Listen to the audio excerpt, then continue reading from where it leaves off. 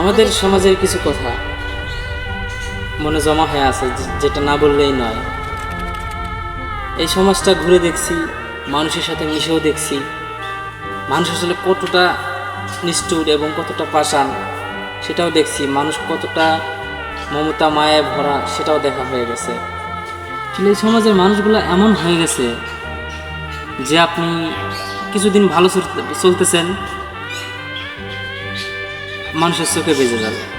দেখা গেল আপনি চলতেছেন ভালো, হুট করে আপনাকে মানুষ এসে বলবে যে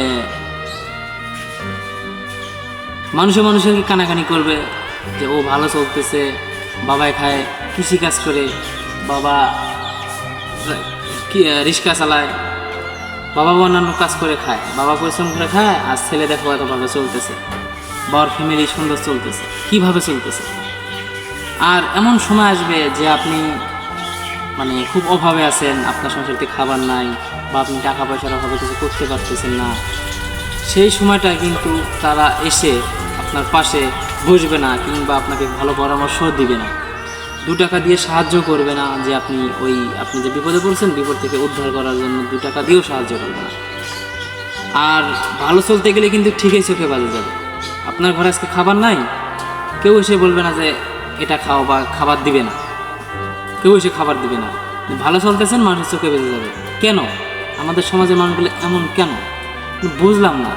মানুষ কখনো কারো ভালো চায় না, মানুষের ভালো মানুষ চায় না। একজন ভালোভাবে চলতেছে, আরেকজনের চোখে বেজে গেছে, ওটা আরেকজনের মানুষের মাইন্ডে লেগে গেছে। কেন? আপনিও চলেন ভালো, আমি যেভাবে পারতেছি, আমি ইনকাম করতেছি, বাবা মা ফ্যামিলি সব কিছু নিয়ে আমি হ্যাপি আছি, আপনার চোখে বাজার কি আছে?